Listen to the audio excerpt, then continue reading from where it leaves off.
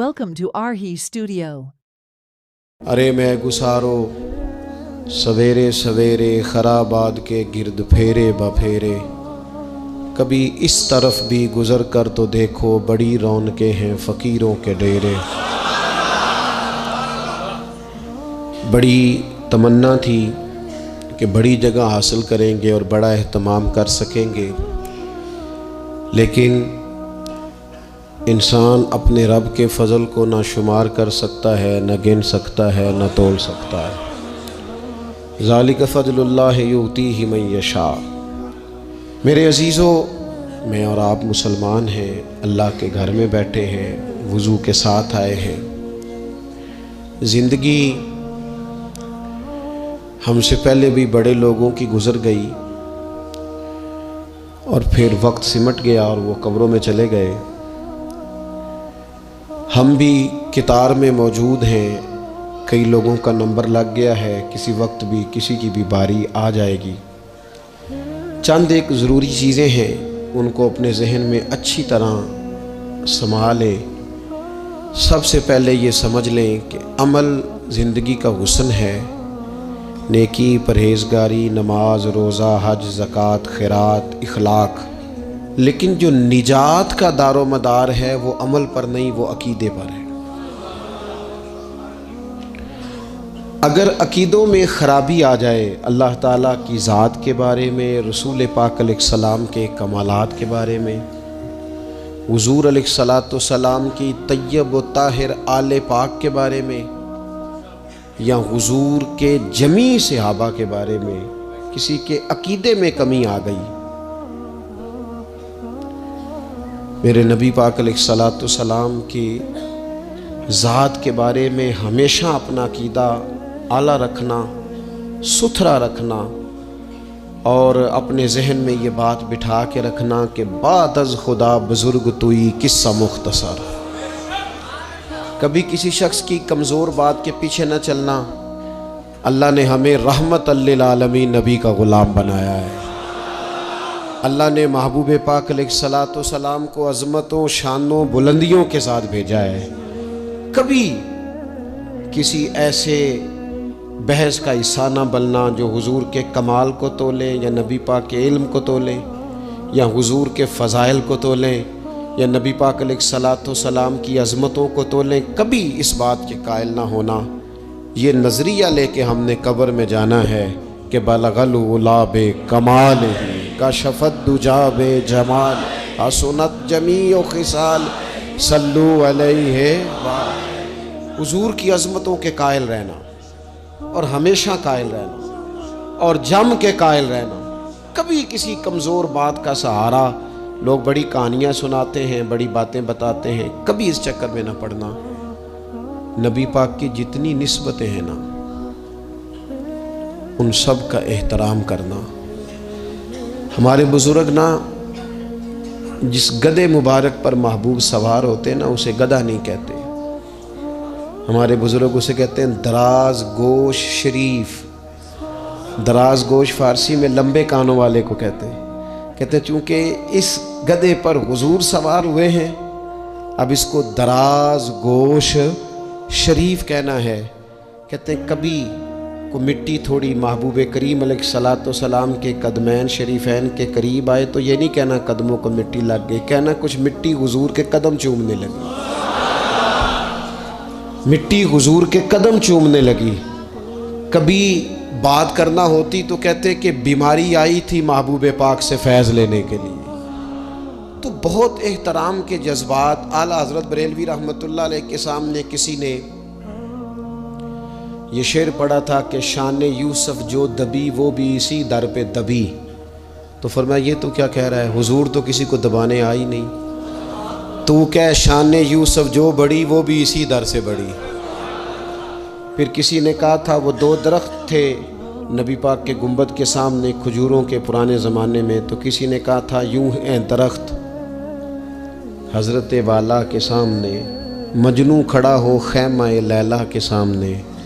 تو اعلیٰ حضرت فرمانے لگے تم نے حضور کے خیمے کو تشبیہ ٹھیک نہیں دی، تمہیں کہنا چاہیے تھا یوں ہیں درخت حضرت والا کے سامنے، جیسے قدسی کھڑے ہیں عرش معلا کے سامنے۔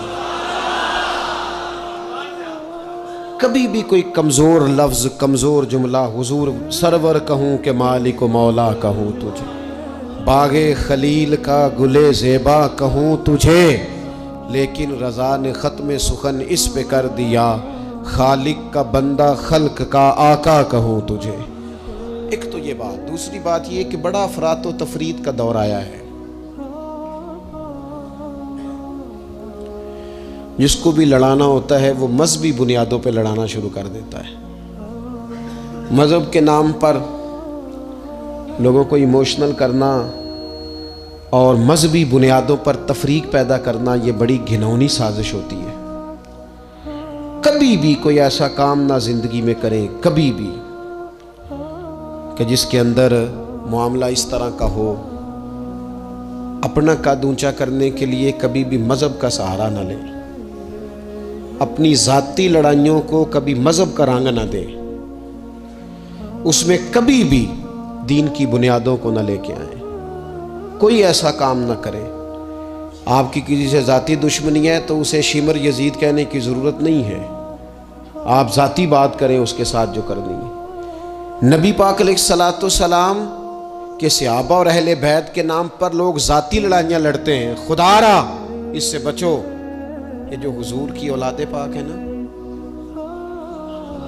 جو نبی پاک کی، میں اللہ کے گھر میں مسجد میں بیٹھا ہوں، میرے مرشد کی اولاد کیا اس دروازے سے جو گزر جائے وہ بھی میرے لیے قابل احترام رہا، اور میرے استاد صاحب کے بچے، میں آپ کو دیانتداری سے کہتا ہوں، کبھی آ جائیں تو مجھے سمجھ نہیں آتی میں بٹھاؤں کہاں، اس لیے کہ اصلاں نال جنے کی کریے اور نسلاں تاک نہیں بھول دے۔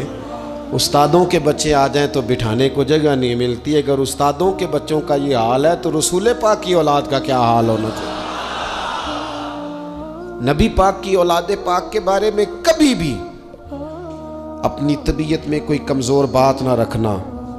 نبی کریم نے فرمایا، اے اللہ یہ میرے حسن اور حسین ہیں، میں ان دونوں سے محبت کرتا ہوں، تو بھی ان سے محبت فرما۔ اور پھر محبوب فرمانے لگے، اے اللہ جو میرے حسن حسین سے محبت کرے تو ان سب سے بھی محبت فرما۔ اس طرح حضور کی اولاد پاک کا احترام کرنا ہے نا، بالکل اسی طرح میرے نبی پاک کے صحابہ۔ زمانہ چراغ لے کے ڈھونڈے گا نا، وفا کی ساری تاریخیں جہاں دم توڑ جائیں گی وہاں سے جناب صدیق اکبر کا آغاز ہوتا ہے۔ دم توڑ جائیں گی جہاں ساری چیزیں، ابو بکر صدیق، جناب صدیق اکبر۔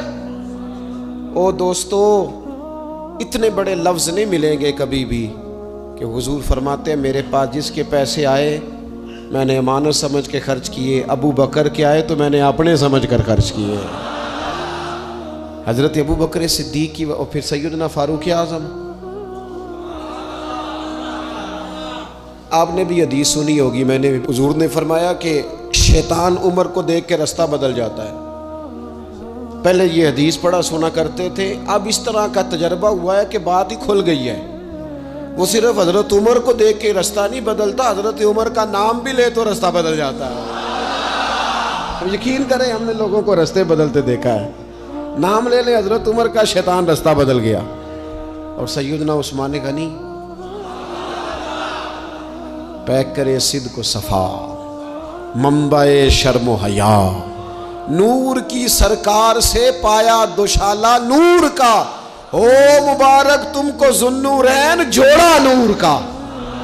حضرت عثمان غنی، اور پھر مولا علی شیر خدا، حال عطا، مشکل کشا، حضرت مولا علی شیر خدا۔ حضور نے بات ہی ختم کر دی۔ علیہ السلام نے فرمایا علی دنیا میں بھی میرا بھائی ہے، آخرت میں بھی میرا بھائی ہے۔ حضور کے جمیع صحابہ، جمیع سن لیں، جمیع صحابہ بشمول کاتب وحی سیدنا امیر معاویہ رضی اللہ تعالیٰ عنہ تک، جمیع صحابہ ہر ایک کا ادب، احترام اور روح اور دل سے اپنی طبیعت میں پیدا رکھنا۔ کبھی کسی چکر لوگ آپ کو فلسفہ سنائیں گے، فلسفہ تو لوگ ابا کے خلاف بھی سناتے ہیں، فلسفے کی رنگ میں تو لوگ یہ بھی کہتے ہیں کہ تیرا بھائی تیرا اصل میں دشمن ہے، فلسفے میں تو لوگ بڑی چیزیں لے آتے ہیں، تو کہ لوگوں کی کہانیاں سن کے کبھی چکر میں نہ پڑنا، عقیدے کو مضبوط رکھنا۔ اور دوسری میں آپ حضرات سے گزارش کروں گا، اپنی زندگی سے کام لیں، اپنی زندگی کو بامقصد بنائیں۔ اس سے پہلے کہ وجود تھکنے لگے، بیمار ہونے لگے، کمزور ہونے لگے، ایسا وقت آ جائے کہ لوگ نمازیں بھی کرسیوں پہ پڑھنے لگے، اپنے آپ سے کام لیں، سخت محنت کا عادی بنائیں اپنے آپ کو، جد و جہد کریں۔ یہ ڈھیر ساری تعداد میں ان لوگوں کی دیکھتا ہوں جو کام نہیں کرتے، محنت نہیں کرتے۔ نبی پاک صلی اللہ تعالیٰ علیہ وآلہ وسلم کے سامنے سے ایک نوجوان گزرا تو کچھ لوگوں نے کہا یا رسول اللہ صلی اللہ تعالیٰ علیہ وسلم، یہ مال کمانے کے لیے جا رہا ہے، کاش یہ اللہ کے راستے میں جہاد کے لیے سفر کرتا۔ تو حضور فرمانے لگے اگر یہ اپنے بچوں کی روزی کے لیے بندوبست کرنے جا رہا ہے پھر بھی اللہ کے راستے میں ہی ہے۔ ماں باپ، بہن بھائی، بیوی بچوں کے حقوق ادا کرنے کے لیے کوشش کر رہا ہے تو بھی اللہ کے راستے میں ہی ہے، اور اگر اس لیے کوشش کر رہا ہے کہ میں کسی کے سامنے ہاتھ پھیلانے سے بچوں تو فرمایا پھر بھی اللہ کے راستے میں ہی ہے۔ محنت کریں، جد و جہد کریں، سہارے نہ تلاش کریں، اور اپنی زندگی اس طرح کی محنت والی بنائیں کہ آپ تھک جائیں شام کو۔ ایک لمبی تعداد ہے لوگوں کی جو کام نہیں کرتی، کوشش نہیں کرتی، تگ و دو نہیں کرتی۔ کوئی بھی آپ کسی شعبے سے بھی وابستہ ہیں، بجائے اس کے کہ دوسرے شعبے کو ٹھیک کرنے کی کوشش کی جائے، ہم جس شعبے میں ہیں ہم اس شعبے میں محنت کریں، کوشش کریں۔ میں اس نتیجے پہ پہنچا ہوں کہ جو ٹائم انسان بچاتا ہے نا آرام کے لیے، اس ٹائم میں بے پناہ سستی اسے گھیر لیتی ہے۔ ہم چھوٹے ہوتے تھے بچپن میں، اسکول سے ایک چھٹی کرتے تھے پھر دوسری کرنے کو بھی دل کرتا تھا، دوسری کرتے تھے پھر تیسری کرنے کو بھی دل کرتا تھا۔ گاڑی اسی کا نام ہے جو چلتی رہے، ڈیوٹی اسی کا نام ہے جو ہمیشہ کی جائے۔ زندگی میں مسلسل جد و جہد کریں گے، مسلسل کام کریں گے، اس کا نتیجہ یہ نکلے گا کہ آپ محسوس کریں گے کہ آپ کا وجود جو ہے وہ بڑی صلاحیتوں والا ہے، وہ بیکار نہیں ہے۔ مسلسل کام۔ آپ انبیاء کرام علیہ السلام کی زندگی دیکھیں، صحابہ کی زندگیاں دیکھیں، اہل بیت کی دیکھیں، اولیاء اللہ کی دیکھیں، بزرگان دین کی دیکھیں، آپ دیکھیں کہ انہوں نے کام کتنا بڑا کیا ہے۔ ہم کبھی ان کو پڑھتے ہیں تو حیران ہو جاتے ہیں کہ یار اتنے مختصر وقت میں اتنا زیادہ کام تو ممکن ہی نہیں۔ اعلیٰ حضرت رحمۃ اللہ علیہ نے 1000 کتاب لکھ دی، امام بخاری نے پوری دنیا میں گھوم کر احادیث جمع کر کے ایک جگہ پہ اکٹھی کر دی، اور پھر اصول وضع کر دیے حدیث پاک کے کہ حدیث کس طرح قبول کی جائے گی، پھر اس میں فرق کر دیا کہ صحیح کون سی ہے، متواتر کون سی ہے، حسن کون سی ہے، ضعیف کون سی ہے، موضوع ہو تو پھر اس کے قاعدے کیا ہیں۔ اتنا کام بزرگوں نے کر دیا۔ جد و جہد تھی زندگی میں، مسلسل ڈیوٹی کرتے تھے۔ جب مسلسل کام کرتے ہیں نا، نبی پاک صلی اللہ تعالیٰ علیہ وسلم نے فرمایا جو آدمی محنت کرے، کوشش کرے اور شام کو تھک کے سو جائے، اللہ اس کے پچھلے گناہوں کو معاف فرما دے۔ تو چلتے رہیں، جد و جہد کریں، ہمت کریں، کوشش کریں۔ کبھی کبھی یوں ہوتا ہے کہ انسان سمجھتا ہے کہ میں نے کوشش تو کی تھی لیکن یار یہ میرے کوشش کرنے سے کوئی نتیجہ نہیں نکلا۔ عارف رومی رحمۃ اللہ علیہ فرماتے ہیں کہ ایک شہر ایسا تھا جس میں ایک بیماری بار بار حملہ کرتی تھی، تو 3-4 پہاڑیاں ایک دوسرے کے اوپر تھیں، اکٹھے پہاڑ بنے ہوئے تھے، اس کے اوپر وہ جڑی بوٹی تھی جس سے اس بیماری کا علاج ہوتا تھا۔ تو کئی حکیموں نے بتایا کہ اگر وہ جڑی بوٹی حاصل کر لی جائے تو تمہارے شہر کے لوگ صحت یاب ہو سکتے ہیں، پر وہ 4 پہاڑیاں اوپر نیچے، اور پھر ڈھلان بڑی سیدھی تھی، جو پیر رکھتا پھسل جاتا، کوئی جرت ہی نہ کرتا اوپر جانے کی، لیکن لوگ بیمار تھے، تکلیف میں تھے۔ بالآخر ایک شخص نے ارادہ کیا کہ کب تک لوگوں کو بیماری سے سسکتے، تڑپتے، مرتے دیکھتا رہوں گا۔ اس نے کلاڑا اٹھایا، ہتھوڑا اٹھایا، پہاڑ کاٹنا شروع کیا کہ میں سیڑھیاں بناؤں گا اوپر جانے کے لیے۔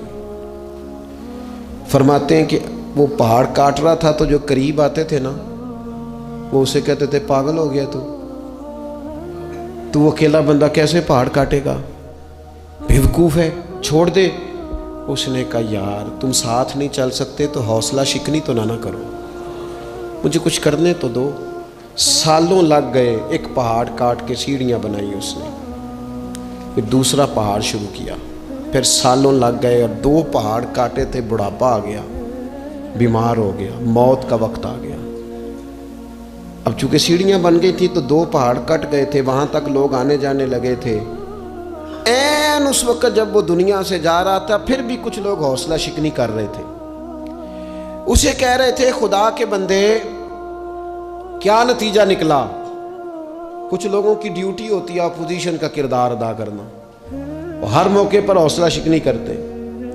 اب اس پر آخری وقت آ گیا ہے، باوجود اس کے کچھ لوگوں نے جا کے کہا کیا نتیجہ نکلا جی، تیرے اوپر موت کا وقت آ گیا ہے، تو اوپر تک تو جا نہیں سکا، فائدہ کیا ہوا؟ وہ کہنے لگا بیوقوفو تمہیں پتہ ہی نہیں میں کامیاب ہو کے جا رہا ہوں۔ انہوں نے کہا کس طرح؟ کہنے لگا میں نے آدھا سفر آسان کر دیا ہے، اب جو میرے بعد آئے گا نا اسے صفر سے نہیں شروع کرنا پڑے گا، میں نے آدھا سفر اس کے لیے آسان کر دیا۔ وہ تیسرے پہاڑ سے شروع کرے گا، 2 کاٹے گا تو جڑی بوٹی تک پہنچ جائے گا، لوگوں کو شفا ہونے لگے گی اللہ کے فضل سے۔ ہم پتہ کیا کرتے ہیں، بالخصوص میرے وطن کا رواج یہ ہے کہ لوگ آدھا سفر بھی آسان کرنے کو تیار نہیں، وہ کہتے نہیں سارا ہی فلانا کرے گا۔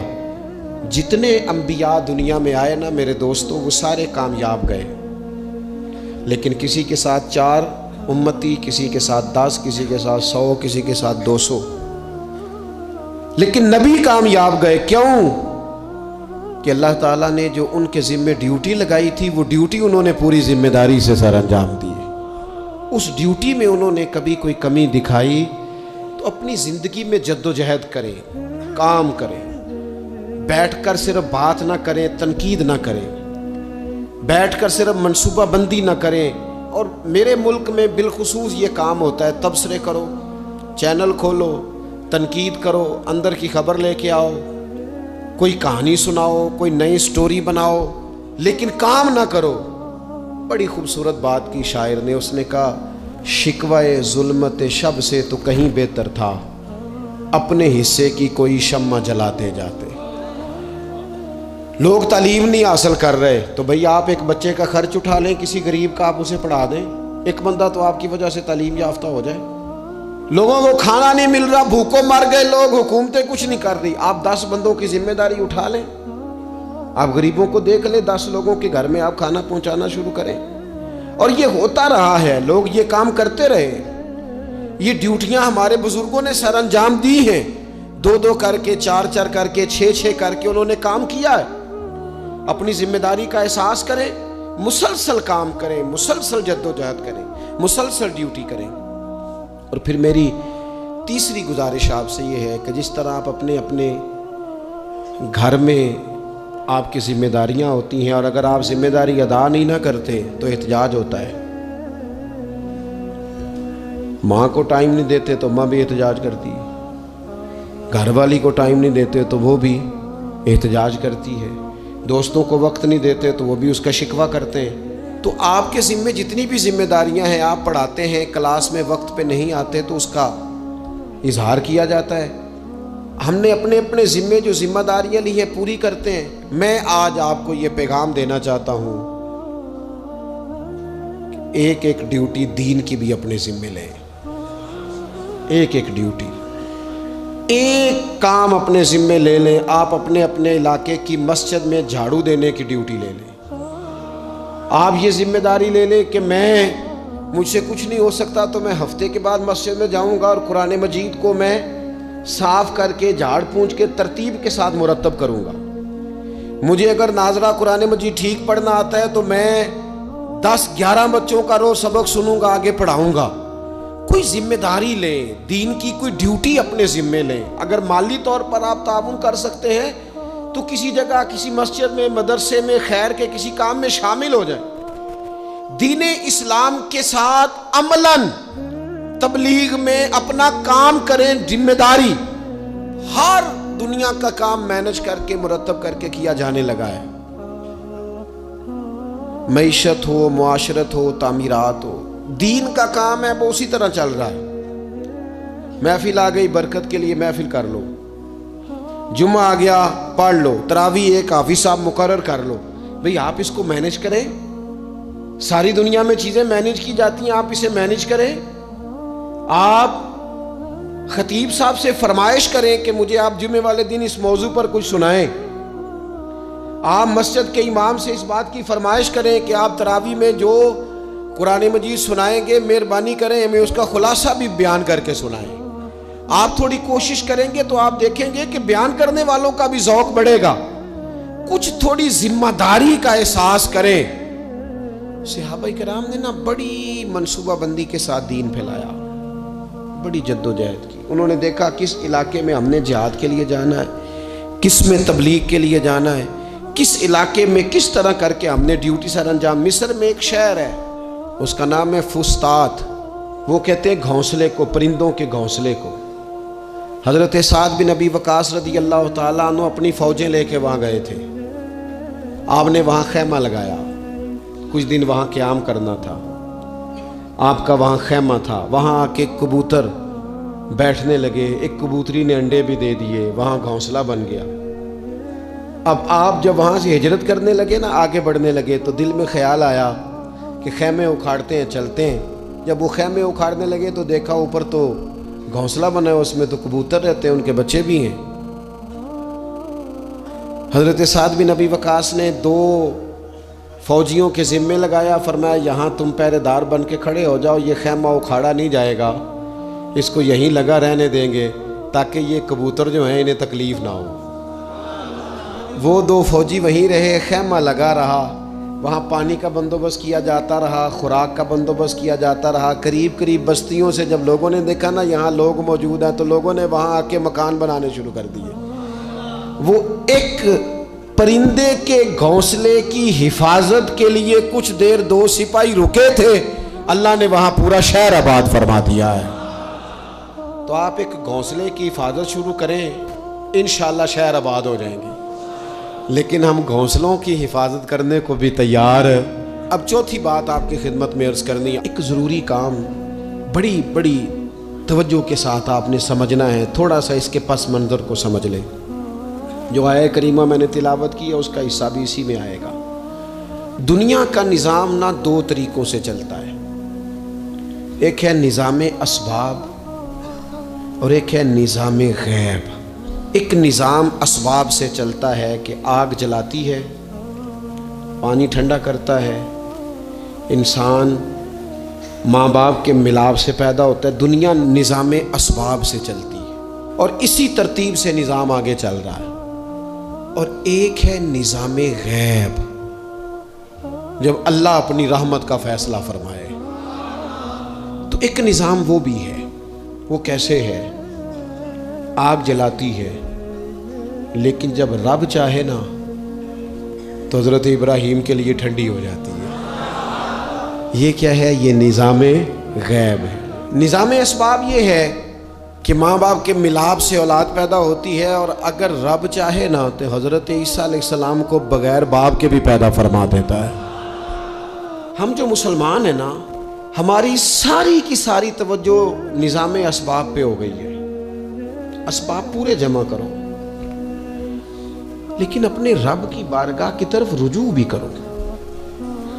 کئی دفعہ اسباب سارے بندے کے ہاتھ سے چھوٹ جاتے ہیں، پھر اسے ضرورت ہوتی ہے دست غیب کی، اللہ اس کی مدد کرے. جو آیہ کریمہ میں نے قرآن مجید کی پڑھی ہے اس میں اللہ کریم نے فرمایا یا ایھا الذین آمنوا توبوا الی اللہ توبۃ نصوحا. اے ایمان والو اپنے رب کی طرف رجوع کرو، اپنے رب کی بارگاہ میں توبہ کرو، پر توبہ سچی کرنا. رجوع الی اللہ کرو، اللہ کی طرف رجوع کرو. بعض اوقات سارے نظام ختم ہو جاتے ہیں، نظام اسباب، اس وقت ضرورت ہوتی ہے رجوع الی اللہ کی کہ نظام غیب آئے. حضرت سارہ رضی اللہ تعالی عنہا جو جناب ابراہیم علیہ السلام کی اہلیہ ہیں، آپ ایک رستے سے گزر رہی تھیں، حضرت ابراہیم علیہ السلام آپ کے ساتھ تھے، تو جس رستے آپ تشریف لے جا رہے تھے اس رستے میں بادشاہ بڑا ظالم تھا۔ وہ معاذ اللہ تعالیٰ ثم معاذ اللہ عورتوں کو گرفتار کر لیتا اور اپنی بدباطنی کا ثبوت دیتا۔ وہاں سے جناب سارہ گزری، مسند امام احمد بن حنبل سے یہ حوالہ عرض کر رہا ہوں۔ حضرت سارہ کو اس نے گرفتار کر لیا۔ جب وہ جناب سارہ کی طرف بڑھنے لگا تو اب وہ جتنے اسباب تھے نا اس وقت کے وہ سارے اختیار کیے گئے، لیکن اس بادشاہ سے جان نہیں چھوٹی۔ جب وہ بڑھنے لگا تو جناب سارہ نے پھر رب کریم کی طرف رجوع کیا، مصلی پہ بیٹھ گئی، کہنے لگی مالک اب تو ہی کرم فرمانے والا ہے۔ آپ نے اس درد سے دعا فرمائی کہ وہ بادشاہ زمین پر بے ہوش ہو کے گرا اور تڑپنے لگا، قریب تھا کہ وہ مر جائے۔ تو حضرت سارہ پھر مصلی پہ بیٹھیں اور اپنے مالک کی بارگاہ میں عرض کرنے لگی مالک اگر یہ مر گیا تو مجھ پہ الزام آئے گا کہ میں نے مارا ہے، اسے مارنا بے ہوش ہی فرما۔ وہ بے ہوش ہو گیا، تھوڑی دیر کے بعد ہوش آیا تو پھر آپ کی طرف بڑھنے لگا، تو آپ نے پھر اللہ کی جانب رجوع کیا۔ جب دوبارہ رب کریم کی جانب رجوع کیا تو پھر وہ بے ہوش ہوا۔ کئی دفعہ وہ کوشش کرتا، لیکن آپ جب اپنے مالک کی بارگاہ میں ہاتھ اٹھاتی تو بے ہوش ہو کے گر پڑتا۔ بالآخر آپ سے معافی بھی مانگی، آپ کو آزاد بھی کیا۔ ایک وقت ایسا آتا ہے جب سارے اسباب جواب دے جاتے۔ ہم مسلمان ملک میں رہتے ہیں، کچھ باتیں بڑی خوب ہیں۔ میں نے دیکھا ہے کہ ڈاکٹر جب سمجھ آتا ہے نا کہ رپورٹس، ادویات، ٹیسٹ اب اس نتیجے پہ پہنچ گئے ہیں کہ شاید یہ مریض بچے گا نہ، تو چونکہ مسلمان ملک ہے تو میرے وطن کے ڈاکٹر ایک خوبصورت جملہ بولتے ہیں، مجھے بڑا پسند ہے۔ وہ یہ نہیں کہتے اب کچھ نہیں ہو سکتا، وہ کہتے ہیں آپ دعا کریں۔ کیا مطلب کہ اب رجوع اللہ کا وقت آ گیا ہے۔ ہمارے پاس جو شعور تھا، علم تھا، وہ ہم نے خرچ کر دیا۔ اب ٹائم ہے کہ رجوع اللہ کریں، آپ اللہ کی بارگاہ۔ یہ بڑا خوبصورت جملہ ہے، اچھی باتوں کا بھی تو ذکر کرنا چاہیے نا۔ یہ خوبصورت جملہ ہے کہ آپ دعا کریں۔ ایک وقت آتا ہے جب دعا کی ضرورت ہوتی ہے، دست غیب کی ضرورت ہوتی ہے۔ نبی پاک علیہ السلام 313 کو لے کے جب میدان میں آئے تھے تو ظاہری اسباب تو یہ تھے کہ 1000 سے مقابلہ کیسے ہوگا۔ تو پھر میرے کریم نے پتہ کیا کیا، حضور نے پھر رب کریم کی طرف رجوع فرمایا، اور پھر اللہ کی مدد فرشتوں کی صورت میں آئی۔ ایک خاتون تھی حضرت زنیرہ رضی اللہ تعالی عنہ، یہ صحابیہ ہیں، یہ مسلمان ہو گئیں۔ کفار نے انہیں مارا، تکلیف تھی، بڑی اذیت سے گزری، یہاں تک کہ ان کی بینائی چلی گئی۔ جب نظر آنا بند ہو گیا نا تو دور تھا مکے کا، کفار کی عورتوں نے معاذ اللہ تانا دیا کہ دیکھا نا لات و منات، یہ ان کے بتوں کے نام ہے، معاذ اللہ لات و منات تیری نظر لے گئے، اب تو کیا کرے گی؟ تو انہوں نے جب یہ تانا دیا تو جناب زنیرہ رضی اللہ تعالیٰ عنہ نا ایمان، عقیدہ، یقین، توکل، اللہ کی بارگاہ کی طرف رجوع، سارے حوصلے جمع کر کے کہنے لگی چپ کرو، اگر میرا رب چاہے گا تو اسی طرح میری آنکھیں واپس لوٹا دے گا، پورے توکل سے۔ اور پھر آپ نے دعا مانگی، اے اللہ مہربانی فرما، یہ مجھے تانا دیتے ہیں کہ اگر تو نے دل مسلم کی دل جوئی نہیں تو تانا دیں گے بت کے مسلم کا خدا کوئی نہیں۔ مالک مہربانی فرما۔ وہ رجوع اللہ کیا، رات کو سوئی تھی تو آنکھوں میں روشنی نہیں تھی، جب صبح اٹھی تو دونوں آنکھوں کو اللہ نے روشن فرما دیا تھا۔ میں عرض کر رہا ہوں کہ وقت ہے ہمارے اوپر کہ اب ہمیں اپنے رب کی بارگاہ کی طرف رجوع کرنا چاہیے۔ جب بندہ اللہ کی جانب رجوع کرتا ہے نا، نبی پاک علیہ السلام نے فرمایا جب تم استغفار کرتے ہو نا تو اللہ ہر مشکل سے نکلنے کے لیے تمہیں رستہ عطا فرماتا ہے، اور اللہ تمہیں وہاں سے رزق عطا کرتا ہے جہاں سے تمہارا کبھی گمان بھی نہیں گیا ہوتا۔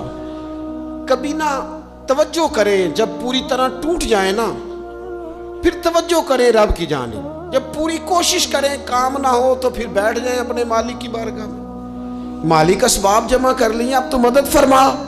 جب پوری طرح حضرت ابراہیم علیہ السلام کے پاس مہمان بڑے آیا کرتے تھے، مہمان نواز بھی بڑے تھے، بغیر مہمان کے کھانا ہی نہیں کھاتے تھے، بڑے مہمان نواز تھے. تو قحط پڑ گیا مصر میں، غلہ ہی نہیں ملتا. حضرت ابراہیم کا ایک دوست تھا، آپ فلسطین میں تھے، وہ مصر میں تھا. آپ نے اس کے پاس اونٹ بھیجے کہ 4-5 اونٹوں پر غلہ اناج رکھ کے مجھے روانہ کر، تاکہ میں اپنے جو میرے پاس مہمان جمع ہیں ان کو کھانا تو دے سکوں. وہ اونٹ روانہ ہو گئے. حضرت حکیم الامت مفتی احمد یار خان صاحب رحمۃ اللہ لکھا ہے، چلے گئے اونٹ. اب مہمان جمع ہیں، ان کو بھی خبر دے دی گئی ہے کہ آپ فکر نہ کریں، غلہ مصر سے آنے لگا ہے، کھانا ملے گا. لیکن جب وہاں اٹھ گئے تو انہوں نے کہا قحط چونکہ بہت زیادہ تھا، اناج ساری ہم تقسیم کر چکے ہیں، اب تو ہمارے پاس غلہ نہیں ہے. وہ خالی آ گئے واپس. جب وہ خالی واپس آ رہے تھے نا اونٹ، تو جو آپ کے خدام لینے گئے تھے ان کے دلوں میں یہ خیال آیا کہ ہم اگر خالی واپس جائیں گے تو وہ جو مہمان ہیں وہ دیکھیں گے تو وہ تو بڑی آس امید لگائے بیٹھے ہیں کہ ہمیں آج کھانا ملے گا، تو وہ تو بیچارے مایوس ہو جائیں گے. انہوں نے اس طرح کیا کہ رستے میں کچھ ریت بھر لی ان بوریوں میں اور اونٹوں پہ ان کو رکھ لیا، تاکہ پھر جا کے حضرت ابراہیم سے عرض کریں گے، وہ خود ہی لوگوں کو سمجھا دیں گے، ایسے خالی اونٹ لے جانا بہتر نہیں. حضرت حکیم الامت رحمۃ اللہ علیہ لکھتے کہ حضرت ابراہیم علیہ السلام آرام فرما تھے. خدام نے جا کے اندر جہاں وہ سامان رکھا جاتا تھا وہاں ریت سے بھرے ہوئے بوریے رکھ دیے. وہ چلے گئے. حضرت ابراہیم کی زوجہ جناب ہاجرہ اٹھی.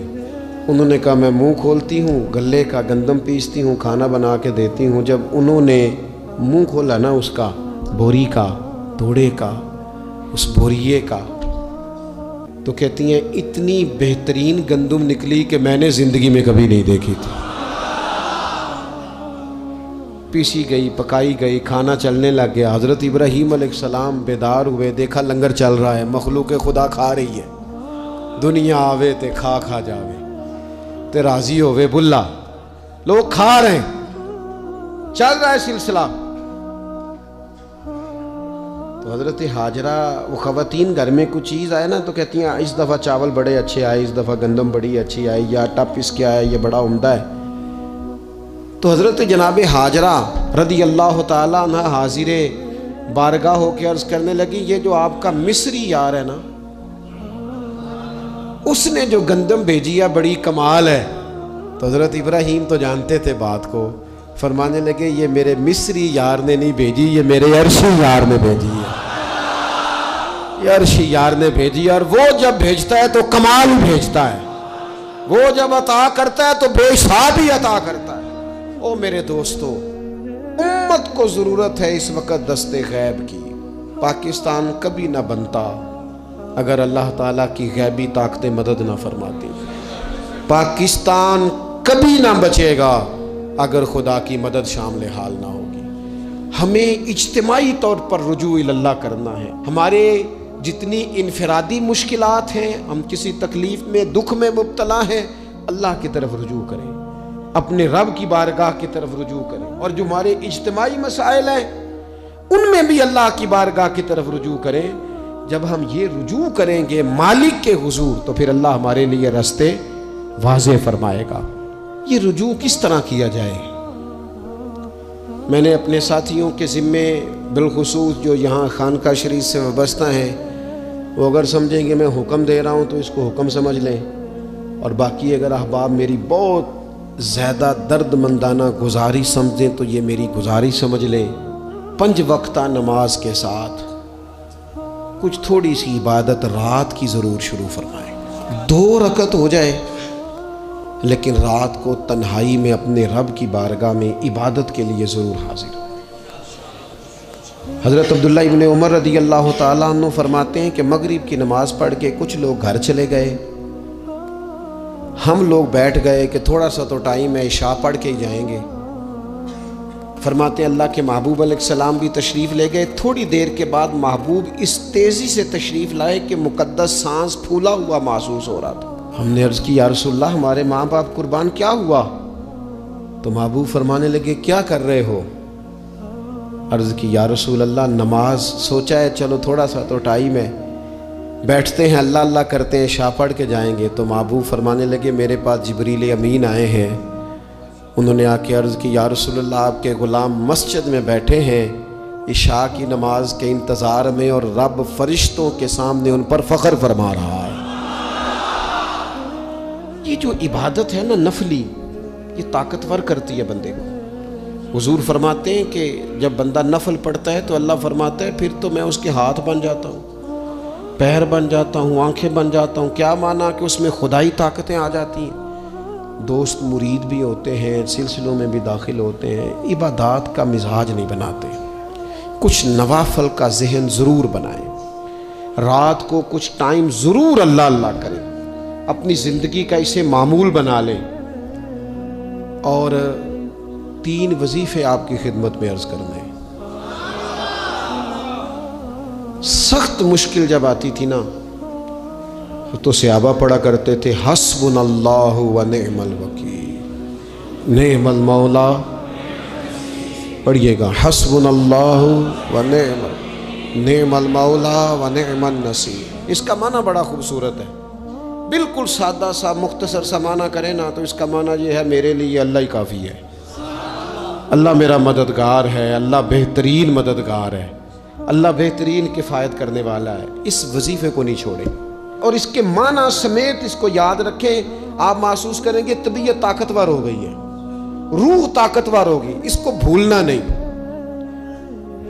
اور دوسرا آپ سے عرض کرنا ہے کہ اعلیٰ حضرت، چونکہ ہم سلسلہ طریقت میں فاضل بریلوی سے وابستہ ہیں اور باقی جتنے بھی لوگ ہیں سارے ماشاءاللہ انہی سے وابستہ ہیں، اعلیٰ حضرت نا لا حول ولا قوت الا باللہ العلی العظیم پڑھنے کی بڑی فضیلت بیان کرتے ہیں۔ یہ ایسا وظیفہ ہے جو سب کو آتا ہے نا ماشاءاللہ۔ نبی پاک علیہ السلام نے فرمایا یہ اللہ کے عرش کے خزانوں میں سے خزانہ ہے۔ اعلیٰ حضرت فرماتے ہیں 99 دفعہ پڑھو لا حول ولا قوت الا باللہ العلی العظیم۔ فرمایا اللہ تعالیٰ تمہیں 99 بیماریوں سے شفا دے گا، اور اس میں سب سے چھوٹی بیماری ٹینشن کی بیماری ہے، سب سے چھوٹی بیماری غم کی بیماری ہے، چھوٹی، باقی بڑی بڑی ہوں گی۔ اس وظیفے کو نہیں آپ نے چھوڑنا اور یہ پابندی کرنی ہے، کریں گے انشاءاللہ تعالیٰ۔ اور تیسرا وظیفہ ہے درود پاک۔ یہ بندہ درود پاک پڑھتا ہے تو پتہ ہوتا کیا ہے، ایک بار پڑھو تو 10 رحمتیں، 2 بار پڑھو تو 3 بار پڑھو تو 4 دفعہ پڑھو تو پھر تو چاروں جانب رحمت ہی رحمت ہو جاتی ہے۔ درود پاک کو کبھی نہ چھوڑو اپنی زندگی میں۔ آج آپ اپنے آپ سے عہد کریں کوئی رات ایسی نہ گزرے کہ درود پاک پڑھے بغیر ہمیں نیند آ جائے۔ یہ ذہن بنا، یہ 2 وظیفے اور تیسرا درود پاک۔ چوتھی بات آپ کی خدمت میں یہ عرض کرنی ہے کہ رمضان شریف آ گیا ہے۔